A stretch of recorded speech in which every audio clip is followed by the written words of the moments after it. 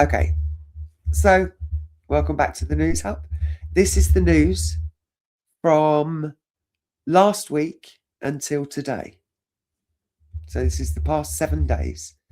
Now, as we discussed last week, we are excluding mainstream media from now on.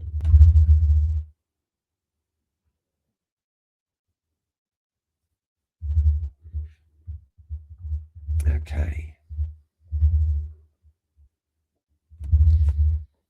Independent and grassroots coverage. Reform UK by-election win in Norfolk. Okay. It's like a puppet show. It doesn't matter who's in. It really doesn't. It's like a puppet show. Okay. Independent sources highlighted the significance of a former policeman winning a two-horse race, showing growing traction for Reform UK outside Westminster's usual spotlight. Civil service job cuts proposal. Reform UK's pledge to axe 68,000 civil service jobs if elected was widely debated in smaller outlets, raising concerns about public sector resilience. Foreign money in UK politics investigation. Nation Cymru reported on government scrutiny of overseas influence in UK political funding, a story less amplified by mainstream press. Okay. High-profile SNP resignation. The Scottish Herald covered a councillor quitting with a damning statement about local party culture, sparking grassroots debate on transparency in Scottish politics. It's all politics, so it's all a theatre. 12 million dirty money plot at Felixstowe. STV reported on a man caught trying to flush evidence down a toilet in a major financial crime case, highlighting ongoing issues of corruption and enforcement. Okay, good grief. Northumberland line extension bid. Local authorities like the Northumberland Gazette covered a formal proposal to extend the line to New Biggin, reflecting regional transport priorities often overlooked nationally. Stansted Airport expansion plan. Independent regional papers reported on planning applications for a major London airport expansion, raising environmental and community concerns. I would argue Stansted's not London. I suppose it's a major trunk into London. Superflu hotspots in Scotland. Daily Record highlighted rising hospital admissions in certain regions, an angle focusing on local health pressures rather than broad National Health Service narratives.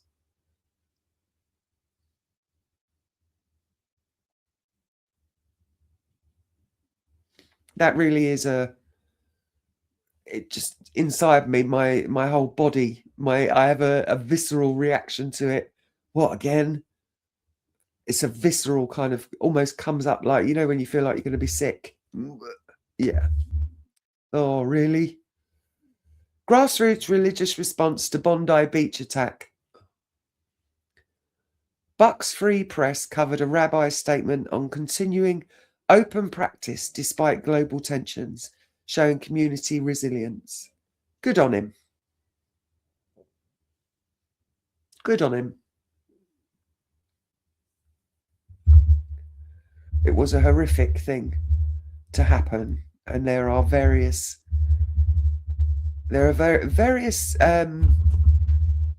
lines of, I won't say inquiry, because I think a lot of people have already come to a conclusion about it, but there are lots of different schools of thought on who could be responsible for what happened. Claude.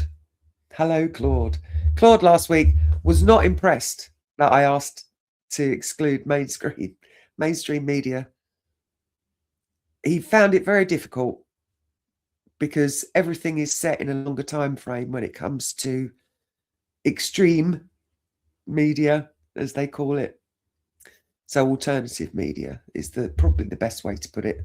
But because they cover things over a weekly prolonged period of time, more thorough than headlines, he finds it difficult.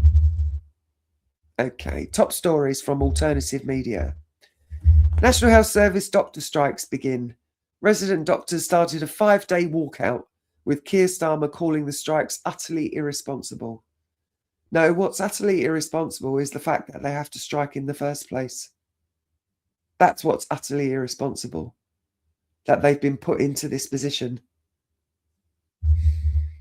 Reform UK surges in polls. Reform UK has become the UK's largest party by membership, overtaking Labour, raising concerns about a potential far-right government by 2029. I stand by it. It's not going to make any difference. It is not going to make any difference. Your party conference tensions. Zura Sultana won a leadership showdown at your party's inaugural conference in Liverpool, with internal conflicts between different factions of the new left-wing party. So your party, that is the one that Jeremy Corbyn started with Zara Sultana. That's a name for you. And the word on the street is that the internal conflicts are to do with who will head the party. And when I found out about this, I sat and I think I mentioned it on a stream before. It'll be very interesting to see if the membership drops, because Jeremy Corbyn is, love him or hate him, people love him. And I remember the turnout for him in Newcastle moons ago, and it was huge. It was a massive turnout for him.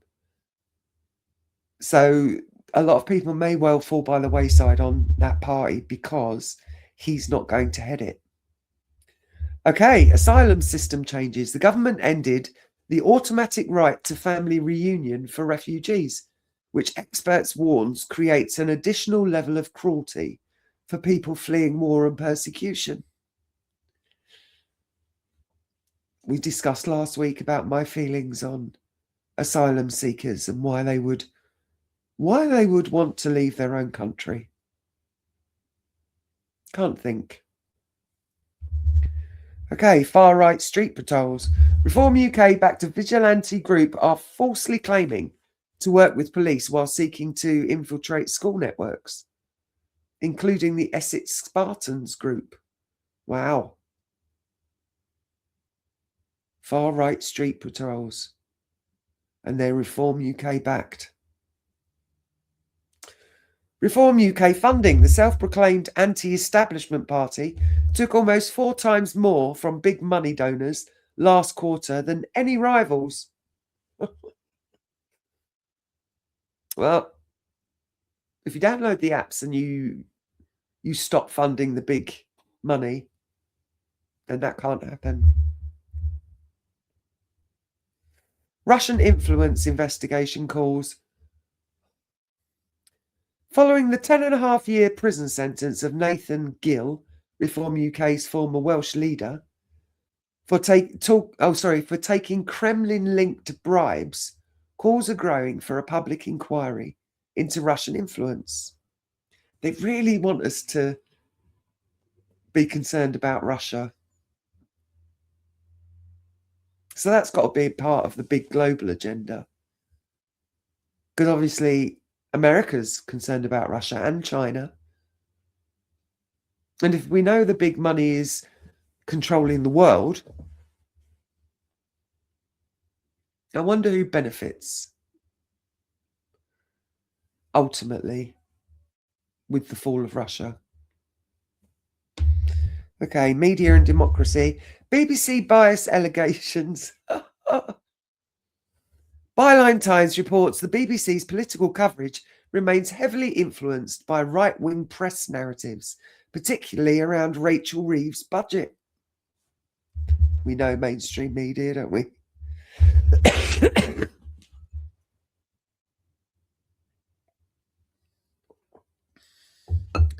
Trans rights legal battles. Gender critical campaigners attempt to exclude trans women from women's spaces through legal challenges aren't succeeding as hoped, despite spending hundreds of thousands of pounds. You could look into that. Electoral reform debate. With 5 parties now polling above 10%, campaigners argue that UK's first past the post voting system is no longer fit for purpose. Okay. So we get a lovely little summary. These stories focus on issues often underreported by mainstream media, including dark money in politics, far-right organising, asylum seeker treatment, and systemic democratic reforms. And now we have Grok.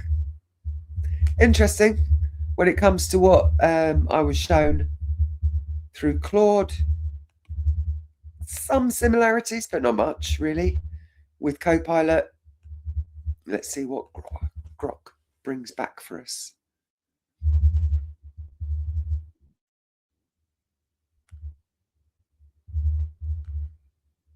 Okay.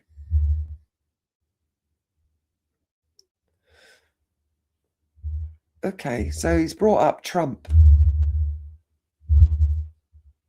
Trump administration suspends massive 31 to 40 billion UK-US tech prosperity deal.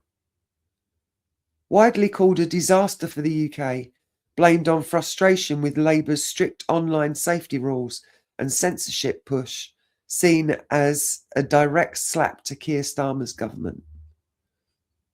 Well, they are locking people up for speaking. Reform UK surges in popularity and membership. So that's the same as Claude. Reform UK surges in popularity and membership. Reform overtook other parties to become the largest in Britain's politics by membership, 270,000 members, and has led in 175 consecutive opinion polls. Viral announcements position them as the main opposition. Okay. UK government contracts again, now 4 months in a row. Contracts. GDP shrank 0.1% recently, with services flatlining and construction down. Independent voices blame socialism, Labour policies for making Britain broke. Reform UK launches Christians for Reform initiative, packed church event to put Christianity back at the heart of Britain and politics, with massive engagement declaring Britain is and always will be a Christian country. Well, it's like their line in the sand. We're a Christian country. We'll let you practice any religion that you want to, but we are predominantly a Christian country. Protests and solidarity actions in London. Large crowds on Oxford Street supporting pro-Palestine activists on hunger strike, viewed by some as political prisoners. Okay. Patriotic Christmas carol services and gatherings, putting Christ back into Christmas, flooding central London streets. Civil service reform, we've had that. The broken civil service. It's interesting, it says that Reform UK want to save taxpayers $5 billion annually without frontline impacts. Will it save us? Possibly not. ongoing criticism of immigration and border policies. Viral posts highlighting costs 41,000 per illegal migrant a year, and calls to stop the insanity alongside clips of arrivals and demands for secure borders. We're an island. We're surrounded by water. It can't be that difficult to secure our borders. Much easier than having landlocked. X becomes the #1 news app in the UK. Seen as proof of collapsing trust in legacy media, with people turning to uncensored platforms for truth. Well, you know my ethos. Like we're doing it now. Yeah, I have absolutely no interest in being shown what to look at. I'd rather choose what I look at and have that choice come from alternative media.